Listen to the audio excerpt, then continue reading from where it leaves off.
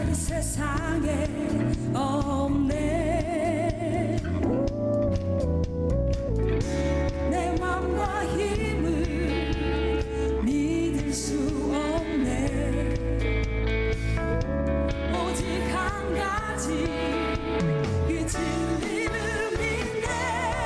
주는 나의 힘이요, 주는 나의 힘이요, 주는 나의 힘이요.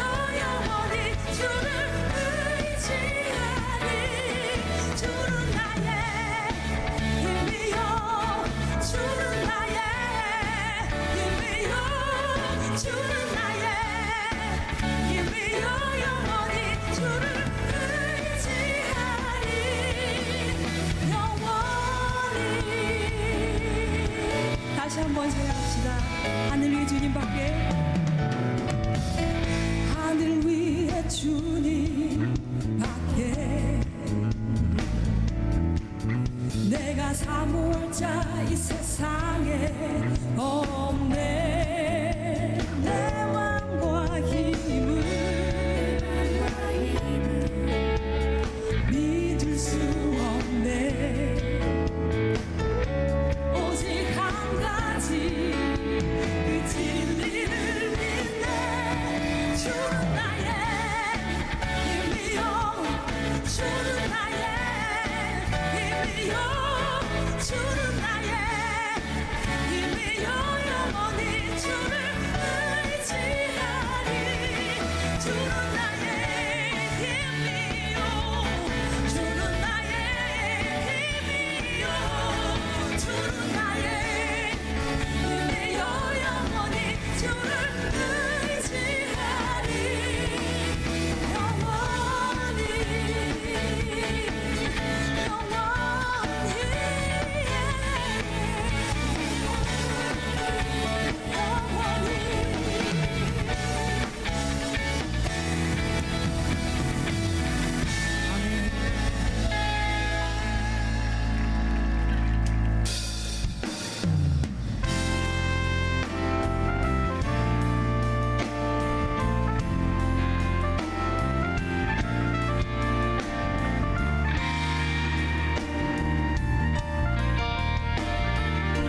주 안에 있는 나에게, 주 안에 있는 나에게 난 근심이 있으랴. 십자가 밑에 나가 내 짐을 풀었네. 그 두려움이 변하여 내 기도 되었고, 전날의 한숨 변하여 내 노래 되었네. 주님을 찬송하면서 할렐루야, 할렐루야. 내 앞길 멀고 험해도 나 주님만 따라가리. 주 안에 있는 나에게 난 근심이 있으랴. 십자가 밑에 나가 내 짐을 풀었네. 그 두려움이 변하여 내 기도 되었고, 전날의 한숨 변하여 내 노래 되었네. 주님을 찬송하면서 할렐루야, 할렐루야. 내 앞길 멀고 험해도 나 주님만 따라가리. 내 주는 자비하셔서, 내 주는 자비하셔서 늘 함께 계시고, 내 궁핍 밤을 하시고 늘 채워주시네. 내 주와 맺은 그 내 주와 맺은 언약 영불변하시니 그 나라 가기까지 늘 보호하시네. 주님을 찬송하면서 할렐루야 할렐루야 내 앞길 멀고 험해도 다 주님만 따라가리. 주님을 찬송하면서 주님을 찬송하면서 할렐루야 할렐루야 내 앞길 멀고 험해도 다 주님만 따라가리. 주님을 찬송하면서 주님을 찬송하면서 할렐루야 할렐루야 내 앞길 멀고 험해도 다 주님만 따라가리.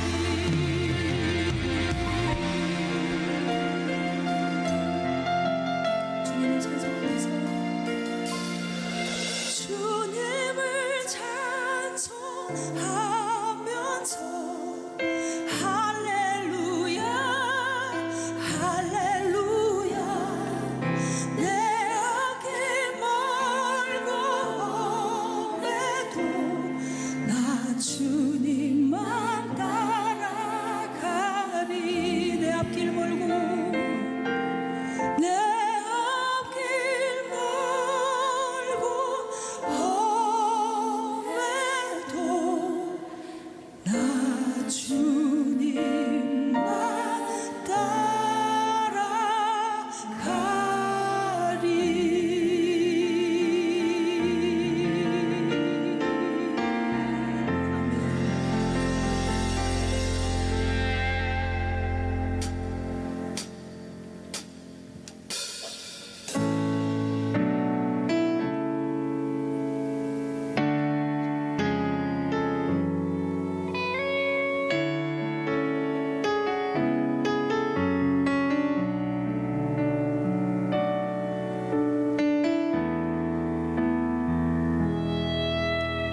슬픈 마음 있는 자 몸과 영혼 병든 자 누구든지 부르시오. 예수 이름 부르시오. 그 이름을 믿는 자 그 이름을 부르는 자 그가 어떤 사람이든 그는 구원 얻으리. 슬픈 마음 있는 자 슬픈 마음 있는 자 몸과 영혼 병든 자 누구든지 부르시오. 예수 이름 부르시오. 그 이름을 믿는 자 그 이름을 부르는 자 그가 어떤 사람이든 그는 구원 얻으리.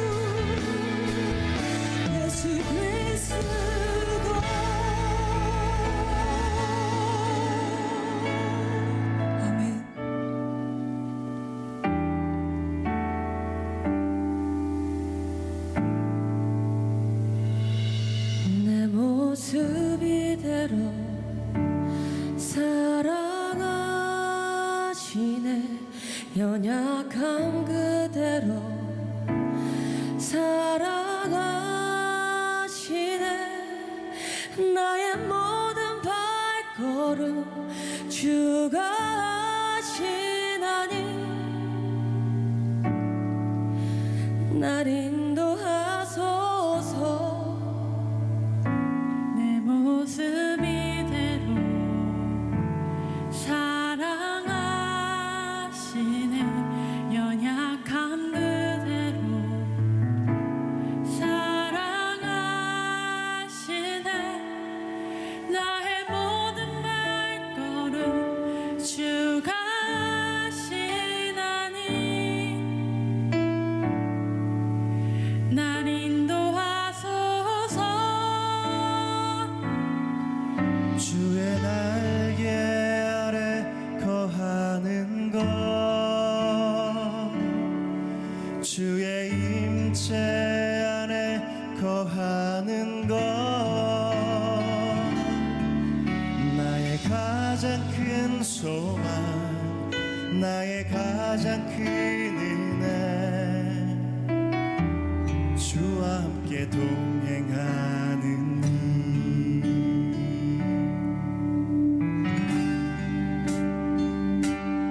모습 이대로 사랑하시네.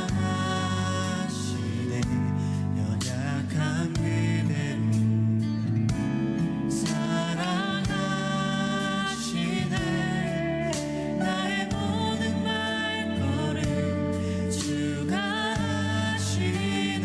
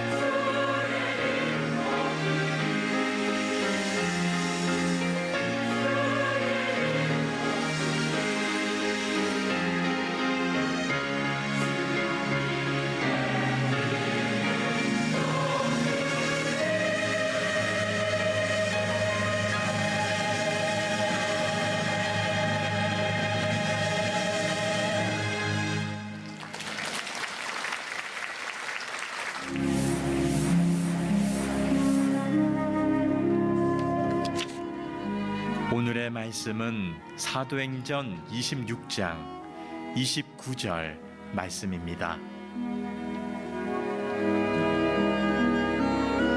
바울이 이르되 말이 적으나 많으나 당신뿐만 아니라 오늘 내 말을 듣는 모든 사람도 다 이렇게 결박된 것 외에는 나와 같이 되기를 하나님께 원하나이다 하니라. 아멘. 무슨 말을 하느냐에 따라서 그 사람의 인생의 성공과 실패가 결정되고 무슨 말을 하느냐에 따라서 인생의 가치가 달라지는 거예요. 사람이 해야 될 말이 있고 하지 말아야 될 말이 있습니다.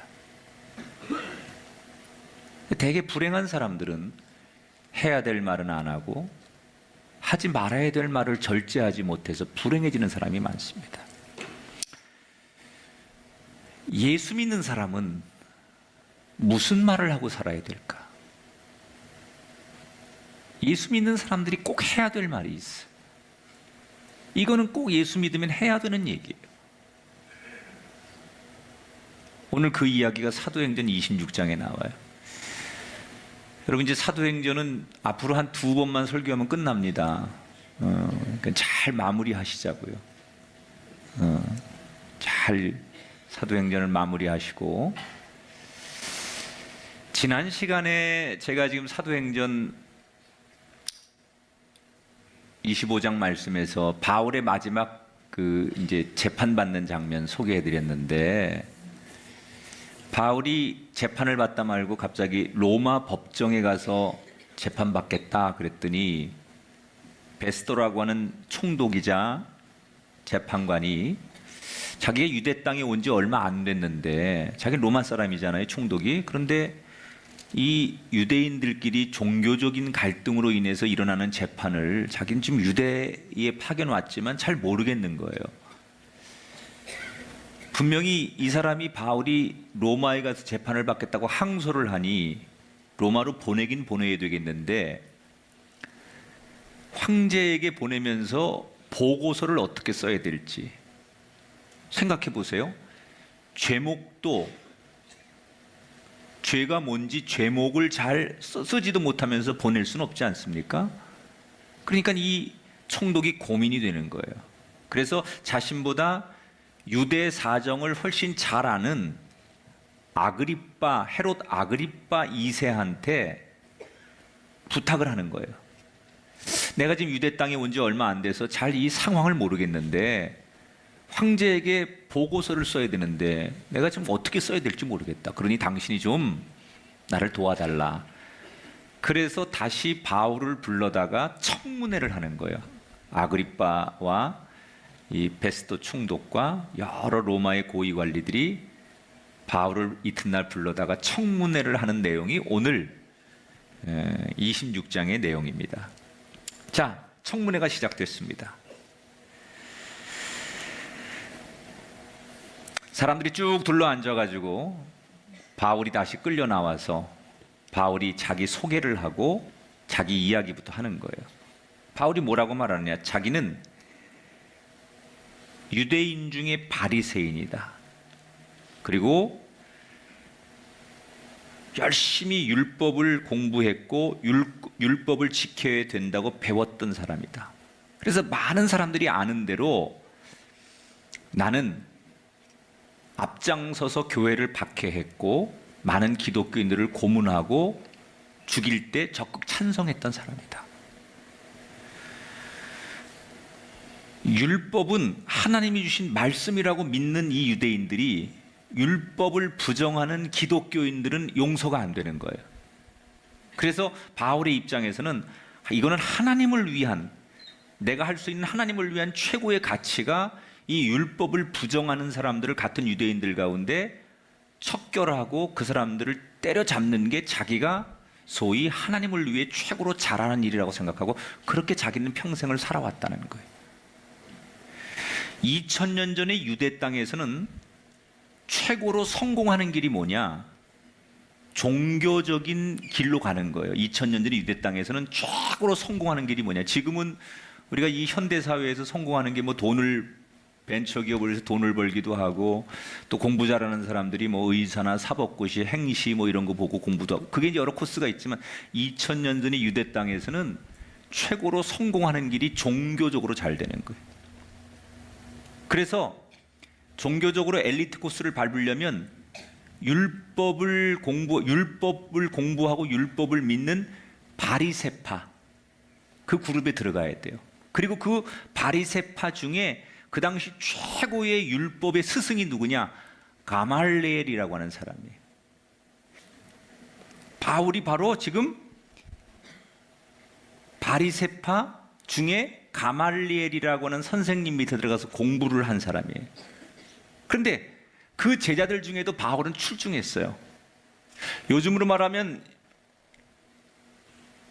그 당시 율법 고시, 이게 사법고시 같은 거예요. 그 시험을 보면 바울은 늘 수석을 놓치지 않는 사람이에요. 뭐 성경에 그런 얘기는 없습니다만 제가 이제 쉽게 설명하는 거예요. 그 정도로 율법을 바울이 최고로 공부를 잘해요. 그 쟁쟁한 율법을 전공하는 사람들 가운데 가말리엘 선생님 밑에 공부하는 최고의 그 천재들 가운데 바울은 항상 독보적인 최고의 율법을 공부 잘하는 사람이 바울이었다는 거예요. 그러니까 아마도 그렇게 예루살렘에 소문이 났을 거예요. 다소 출신의 누구의 아들 사울 그러면 웬만한 바리새파 사람들 가운데 율법을 공부하는 사람 가운데 모르는 사람이 없을 정도로 워낙 율법을 공부를 잘하고 뛰어나니까. 그래서 웬만한 사람이 바울을 다 알고 있었어요. 그 바울이 그렇게 율법적이던 바울이 왜 기독교인이 됐느냐? 자기가 얘기하는 거예요. 내가 그런 인생을 살던 사람인데 어느 날 내가 회심을 해서 기독교인이 왜 되었느냐? 그 얘기를 자기가 하는 거예요. 자기가 어느 날 기독교인들을 잡기 위해서 다메섹으로 가고 있는데 정오, 낮 12시 정도 됐을 때 하늘에서 자기 평생에 이런 건 처음이에요. 해보다 더 강한 빛이 자기에게 확 다가오는데 자기가 아무리 한여름에 뜨거운 햇볕을 평생 많이 쬐봤지만 정오의 햇빛보다 더 강렬한, 비교할 수 없는, 그 아무리 정오의 낮 12시에 쬐는, 한낮에 쬐는 그 태양빛과 비교할 수 없는 수십 배, 수백 배, 수천 배 더 강한 빛이 길거리에서 자기를 앞에 확 나타나는데 더 놀라운 사실은 거기에 음성이 들리더라는 거예요. 사울아, 사울아. 자기 이름을 누가 부르는 거예요. 당시에 율법을 공부하던 사람들은 구약의 율법에 뭐라고 나와 있냐면 신이 인간에게 임재할 때 강력한 빛으로 또는 음성으로 다가오는 것을 이미 이론적으로 공부한 사람이 바울이에요. 그래서 순간적으로 너무 강한 빛이 임하고 음성이 들리고 자기 이름이 불려지니까 아, 이거는 신이 나에게 오는 거구나라고 직감적으로 바울이 아는 거예요. 그래서 바울이 물어보죠. 누구십니까? 그랬더니 너무 충격적인 대답이 들려와요. 나는 내가 그렇게 핍박하는 예수라.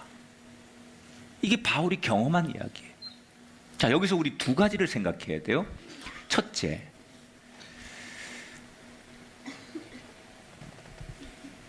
바울이 예수님을 만나러 간 게 아니라 예수님이 바울을 만나러 찾아와 주셨다는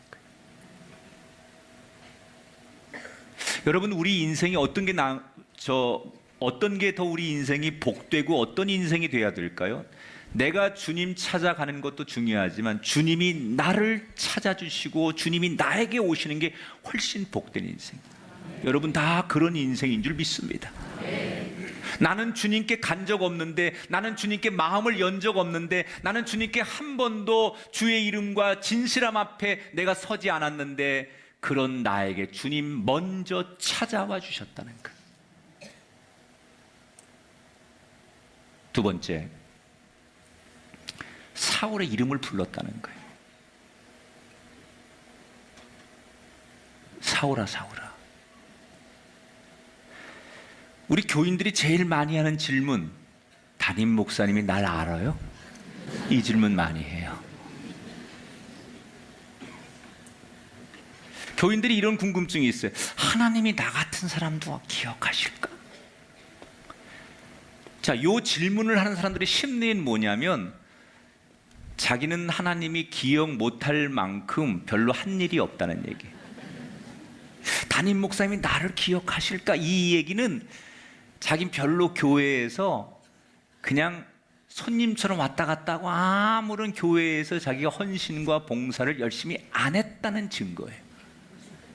그 스스로 저는 참 부족하고 아무것도 안 한 인간입니다라는 걸 자기가 자기 입으로 밝히는 게 목사님이 저를 아실까요? 그 얘기는 하지 마요. 들통나는 거니까. 여러분, 사울이 그런 사람이, 이 바울이 예수님이 자기를 알 거라고 상상도 못했는데 자기 이름을 불러주는 거예요. 여러분, 사람은 여러분을 기억 못할 수 있지만 하나님은 여러분의 이름을 알고 계시다는 거예요. 이걸 여러분, 이게 신비로운 거예요. 나는 하나님께 별로 찬양을 진심으로 드린 적도 없고 하나님 앞에 전심으로 예배한 적도 없고 하나님을 나의 아버지라고 고백 제대로 해본 적이 없는데 그런 나에게 하나님은 오셔서 내 이름을 정확하게 기억하시고 불러주시는 분. 그게 하나님의 사랑이라는 거예요. 자기가 그토록 부정하던 죽은 줄만 알았던 예수가 살아서 자기 이름을 불러주고 자기를 찾아왔어. 그 자기는 그 경험 때문에 부인할 수 없었던 거예요.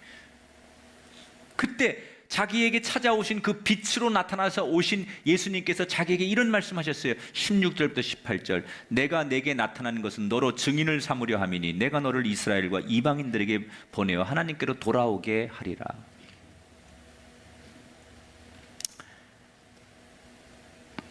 여러분이 참 이 구절이 전 참 이게 기독교의 저는 진수라고 생각해요. 그렇게 예수님을 대적하고 악했던 바울을 예수님이 아무 조건 없이 용서해 주시고 그런 바울을 믿어 주시고 또 가장 고귀한 사명을 바울에게 맡겨 주셨어요. 여러분, 세상에 이런 사랑이 어디 있습니까?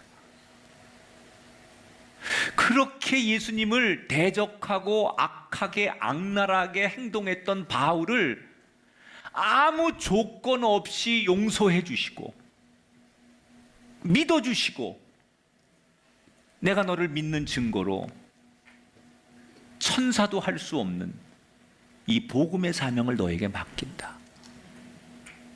여러분, 인간이 갖는 사랑 가운데 최고의 사랑이 부모가 자식 사랑하는 거 아니겠습니까? 그런데 거기에도 때때로 조건이 붙어요. 네가 하는 거 보고 애비가 유산을 물려주든지 아니든지. 이게 인간의 여러분 사랑의 한계예요. 부부가 아무리 사랑해도요, 당신 하는 거 보고 이게 붙어요, 반드시. 그 인간의 사랑은 끝없는 사랑이 못 되는. 근데 하나님의 사랑은 뭐냐? 조건이 없어요. 내가 무슨 죄를 짓고 어떻게 살아왔고 어떤 삶으로 사람들에게 손가락질을 받는 쓰레기 같은 인생이었을지라도 내가 무슨 조건을 갖췄거나 무슨 행위 자체가 올바라서가 아니라 하나님의 사랑이 조건 없이 그냥 나를 사랑하기로 했기 때문에 용서와 사랑을 주시고 당신의 가장 존귀한 일을 나에게 맡겨주시는 사랑. 그러니까 이 세상에서는 경험할 수 없는 사랑, 그 사랑이 하나님의 사랑이라는 거예요. 나는 우리 꿈의 교회 가족들에게 이 하나님의 파도 같은 사랑, 이 하나님의 정말 이 봄에 이 안산천에 쫙 불어오는 그 정말 미세먼지 없는 날 불어오는 그 맑은 공기처럼 그 하나님의 사랑이 여러분에게 이렇게 임하게 되길 축원합니다. 자기가 같은 사람을 자기가 얼마나 악랄한 사람이고 예수 앞에는 그 예수님이라고 하는 존재 앞엔 자기가 어떤 인생을 살았는지 예수님도 아는데 그런 나를 아무 조건도 없이 용서해 주시고 믿어주시고 가장 귀한 사랑을 주신 그 예수님을 위해서 나는 그때부터 그 예수님이 부활하셨음을 나는 같은 동족인 유대인들에게 전하지 않을 수가 없었습니다. 그때부터 나는 개종을 해서 예수님을 전하는 거고 그걸 못마땅하게 여기는 유대인들이 저를 죽이려고 하는 겁니다.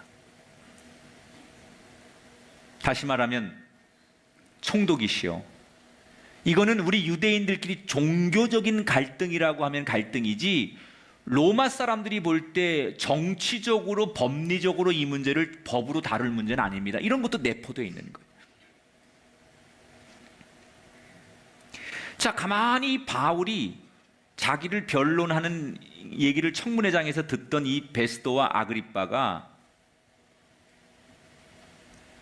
점점점 바울의 말에 빨려드는 거예요. 우리가 이렇게 대화를 하다 보면 유독 그 사람 말에 나도 모르게 쭉 빨려들 때가 있어. 이게 주도권이 누구한테 있느냐? 이야기를 하다 보면 은근히 주도권을 가지고 대화를 이끄는 사람이 있어요. 근데 지금 청문회장에서 다수와 한 사람을 놓고서 청문회가 막 이루어지는데 바울이 아주 정말 논리정연하고 명쾌하게 자기의 경험과 그리고 복음의 핵심과 사람들의 상황을 꿰뚫어 보면서 기가 막히게 지금 이 청문회장의 분위기를 이끌고 가는 거예요. 그런데 조금 전에 읽은 그 본문에 16절부터 18절 다시 한번 떼어줘 보세요. 여기 참 기가 막힌 얘기가 있어요. 여기 뭐라고 써 있느냐? 주체가 다 하나님이에요. 보세요. 나는 누구의 하나님이 내가 내게 나타났다. 하나님이 나타난 거예요.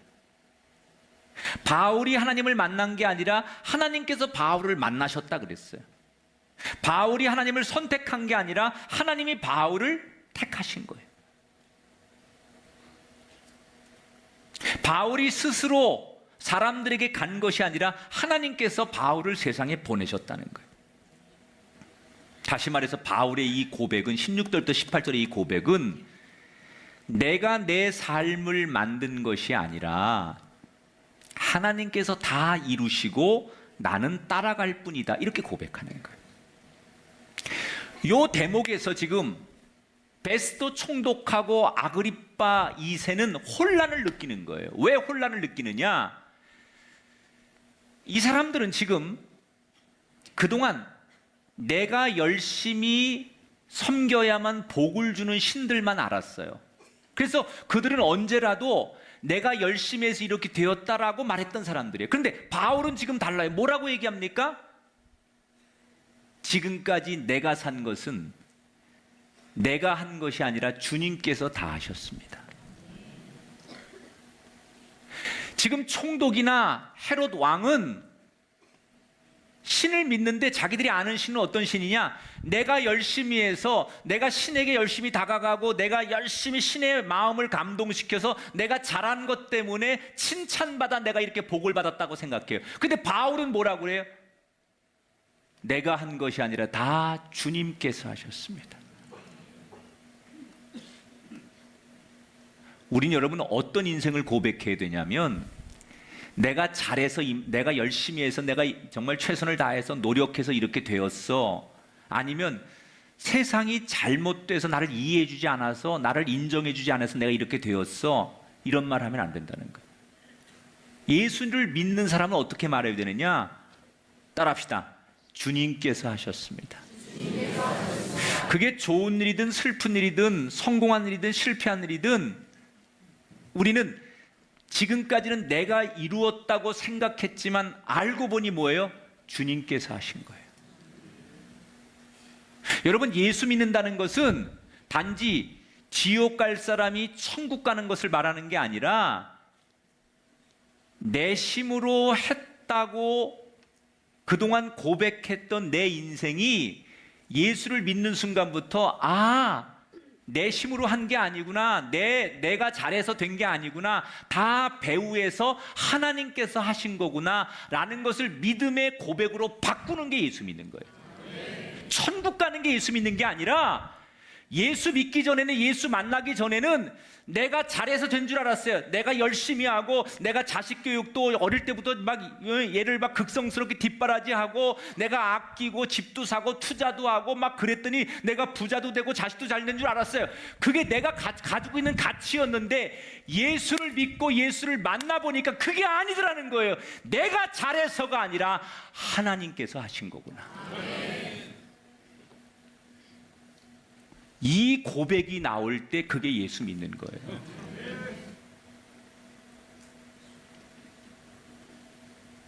이 고백이 나와야 돼요. 주님께서 하셨습니다. 바울이 지금 그 고백하는 거 아니에요? 내가 한 것이 아니라 주님께서 하셨습니다.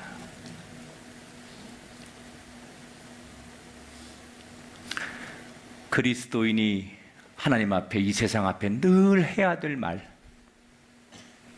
내가 한 게 아니라 하나님께서 하셨습니다.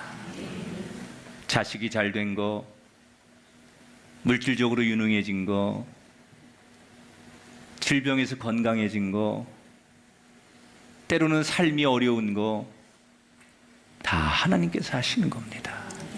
할렐루야. 이 고백이 그리스도인에게는 있어야 된다는 거예요. 바울이 지금 청문회장에서 자기가 어떤 사람이었고 왜 기독교인이 됐는지를 쫙 이야기를 하면서, 바울은 정말 자기가 하고 싶은 이야기를 한마디 하죠. 바울이 너무 이 짧은 시간에 이 베스도 총독이나 헤롯 아그리빠가 이 바울의 말에 숨을 못 쉴 정도로 바울이 정말 이야기를 강하게 끌고 가니까, 베스도 총독이 더 이상은 안 될 것 같은지 갑자기 바울의 말을 끊고는, 그만해라. 네가 율법을 너무 열심히 공부하다가 예수를 믿더니 너무 너 종교적으로 심취해가지고 미쳤구나. 이렇게 바울의 말을 가로막습니다.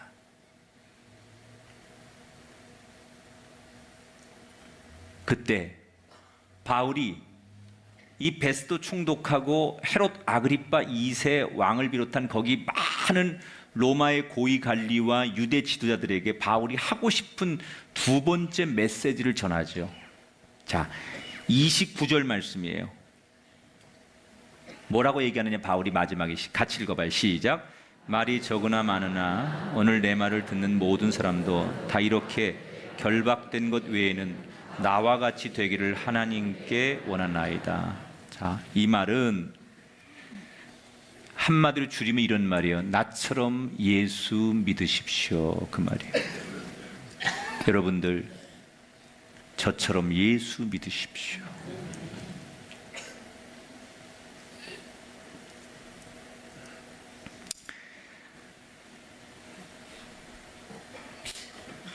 많은 분들이 예수님 만나면 이렇게 얘기합니다. 태양을 만나기 전에는 촛불과 등잔불과 가로등이 정말 아름다운 줄 알았다는 거예요. 그거 없으면 안 되는 줄 알았다. 어둠 가운데 그 촛불, 등잔불, 그거 있어야 사는 줄 알았다는 거예요. 그런데 태양을 만나고 보니 이게 아무 의미가 없다는 거예요. 내 삶에 예수님을 만나기 전에는 돈이 전부인 줄 알았어요. 남들이 살아가는 세상의 방식을 쫓아가는 게 전부인 줄 알았어요. 인기와 권세, 그게 내가 예수 만나기 전에는 마치 등잔불이 최고인 줄 알고 촛불이 가장 아름다운 줄 알았는데, 태양을 만나면 그 모든 게 의미 없는 것을 그때 깨닫는 것처럼 내가 예수 만나기 전에는 세상적인 것이 전부인 줄 알았는데, 예수 만나고 보니, 진짜 빛 대신 예수 만나고 나니, 태양과 같은 예수 만나고 나니 이 세상의 등잔불과 같은 촛불과 같은 것들이 아무 의미가 없다는 것을 깨닫게 되더라는 거예요.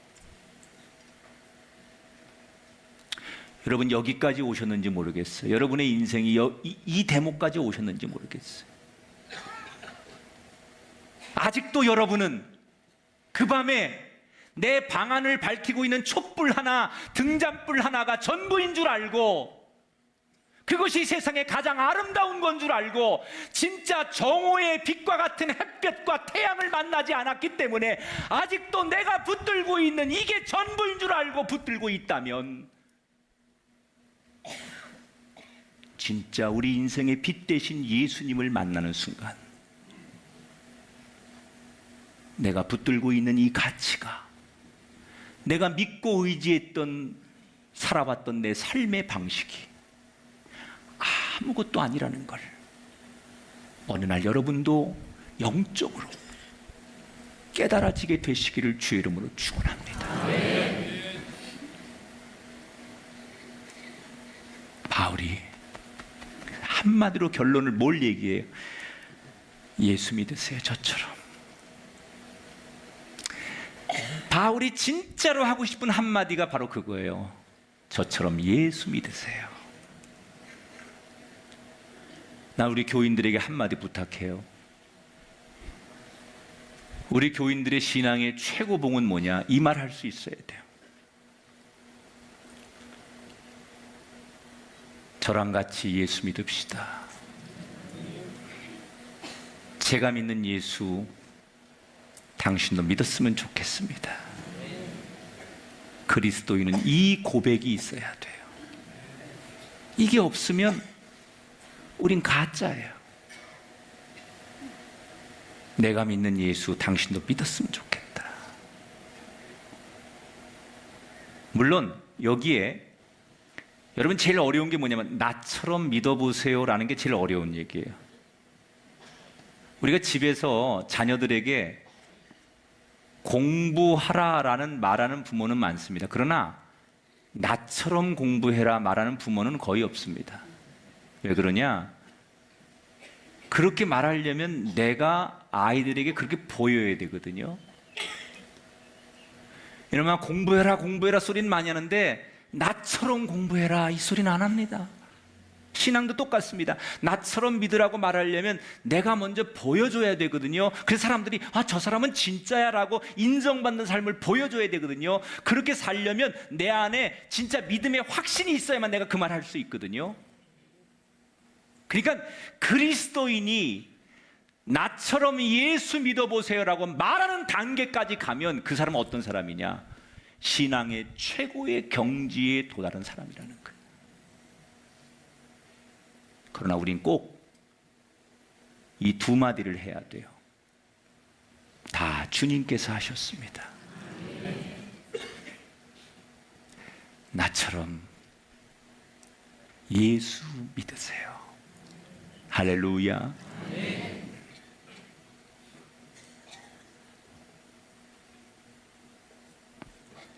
이 바울의 얘기가 진행되고 전개될수록 이 아그리빠나 베스도 총독은 왠지 모르게 저 사람의 신비로움에 끌려가는 거야. 분명히 저 사람은 지금 죄수로 재판을 받는 과정인데 저 바울은 무슨 힘이 있는지 말을 하면 할수록 이상하게 그 말에 막 빨려 들어가는 거예요. 그러니까 더 이상은 안 될 것 같으니까 강제로 더 이상 바울의 말을 못하게 하려고 청문회를 중간에서 끊어버리고 사람들은 뿔뿔이 흩어지면서 오늘 얘기가 끝나요. 베스도가 처음 의도한 대로 아그리빠에게 내가 지금 이 유대를 잘 모르니까 소감이 어떠냐라고 물어봐요. 그때 아그리빠가 이 베스도에게 뭐라고 말하느냐? 종교적인 문제지 정치적으로라든지 사회적이라든지 법적인 항목으로는 저 바울이 문제될 게 없어 보인다. 이렇게 얘기를 해요. 그러니까 바울의 얘기를 들어보면서 어떻게 하든지 무슨 로마법에 의해서 그 당시에 법으로 재판해서 이 어떤 법리 논쟁에서 바울의 죄를 밝혀낼 게 없었다는 얘기예요. 이게 이제 오늘 성경이 끝나는 얘기예요. 근데 제가 이제 마지막으로 이런 얘기를, 이 바울이 참, 저는 설교자잖아요. 저는 늘 말하는 이 일에 대해서 이렇게 연설과 이렇게 여러분들에게 뭐 강의와 이런 걸 늘 하는 사람이니까 저도 참 이렇게 저보다 강의 잘하는 사람들, 설교 스피치 잘하는 사람들, 또 뭐 정말 진행 잘하는 사람들 보면 이렇게 좀 집중력 있게 좀 관찰을 하는데, 제가 이 바울을 보면서 참 대단하다. 지금 바울이 혼자서 로마의 총독 헤롯 아그리파 2세 왕이죠. 그 다음에 로마의 고위 관리들, 천부장, 백부장, 그리고 뭐 유대인들의 그 제사장을 비롯한 최고의 권력층들이 모인 데서, 사람은 환경적인 동물이기 때문에 내 앞에 이런 쟁쟁한 사람들이, 막 권력과 실력과 능력이 탁월한 사람들이 내 앞에 내 얘기를 듣고 있으면 주눅이 들게 돼 있거든요. 그런데 바울은 조금도 주눅이 안 들어요. 혼자서 그 많은 사람들을 상대로 해서 청문회를 지금 하는데, 짧은 시간 동안, 청문회라는 건 길 시간이 안 주거든요. 대답할 시간을 짧게 주는 건데, 그 짧은 시간 동안 자기를 소개하고 예수님에 대한 복음을 소개하고 소위 변증법적으로 지금 이 연설을 하는데, 학자들은 바울이 했던 연설 가운데 최고의 백미를 꼽아라 그러면 이 사도행전 26장에 지금 이 청문회장 이 이야기를 굉장히 훌륭하게 보는 학자들이 있어요. 왜? 그 짧은 시간 안에 자기가 전하고 싶었던, 상대를 설득할 만한 내용들을 다 담아서 완벽하게 사람들을 이해시키고 설득해서 이 연설을 마치는 거예요. 이게 정말 제가 설교가로서 너무 부러운 거야. 야, 정말 내가 이 바울의 발뒤꿈치만 좀 쫓아가면 좋겠다. 응? 그리고 이 바울이 오늘 성경에 보면 감정에 휩쓸리지 않는 거예요. 막 그 베스토가 막 너 미쳤구나, 미친놈이구나, 막 그리고 감정적으로 막 인신 공격을 해도 전혀 요동하지 않고 그 상황을 마치 파도 타기를 하듯이 능수능란하게 완벽하게 하고 싶은 얘기를 다 해요. 어떻게 그렇게 될 수 있었을까? 이 이야기예요. 우리가 꼭 해야 될 말을 어느 순간에 하려면 뭐가 필요하냐? 따라합시다. 훈련이 필요합니다.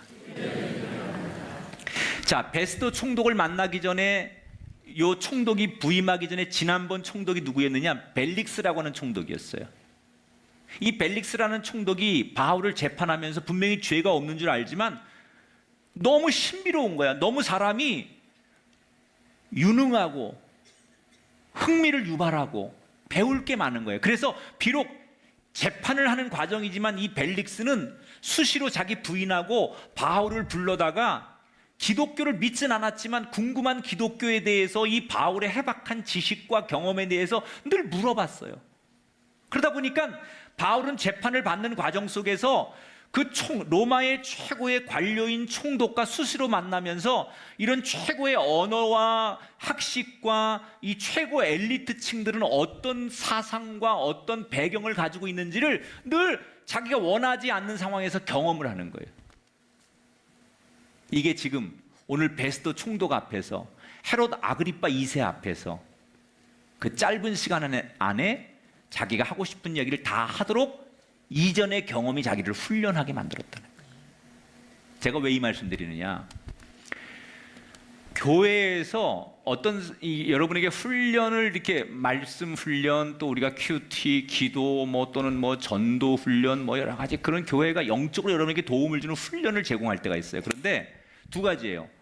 하나는 프리하게 여러분이 선택하십시오라고 하는 훈련 프로그램을 줄 때가 있고, 교회가 어느 거는 강제 규정을 좀 둬요. 저희가 요 사항은 우리 교인들이 공유 안 하면 적어도 요분이 세례를 받거나 집사가 되거나 또는 권사 장로님이 되고 교회에 아주 중요한 멤버십을 갖는데 이런 것들을 공유하지 않으면 교회 멤버십이 될 수 없다고 생각하는 게 있어요. 저희가 볼 때.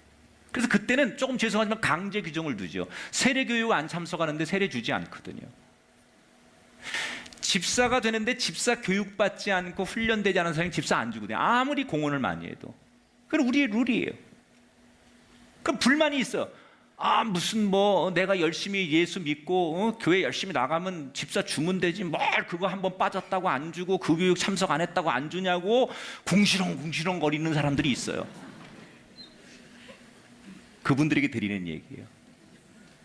강제적이라도 훈련을 받으셔라.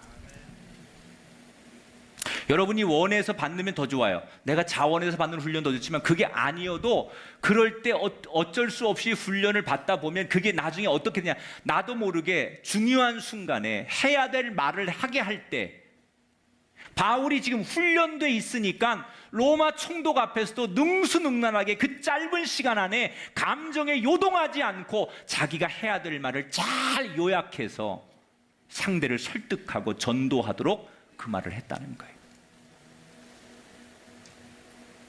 말씀을 마칠게요. 우리가 그리스도인으로서 꼭 해야 될 말이 있어요. 예수 믿는 사람은 늘 이 말을 마지막에 해야 돼요. 따라합시다. 주님께서 하셨습니다. 따라합시다. 나처럼 예수 믿으세요. 할렐루야. 군인은 군인의 말을 해야 되고 공직에 계신 분은 공직의 말을 해야 되는 거예요. 예수 믿는 사람이 꼭 해야 될 말, 이 말을 해야만 하나님께서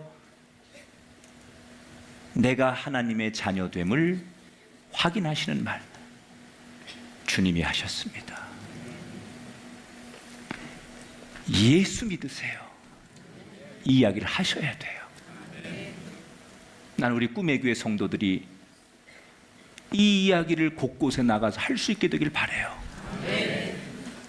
저한테 확인할 필요 없어요. 이거 동영상 떠다가 저한테 보여줄 필요 없어요.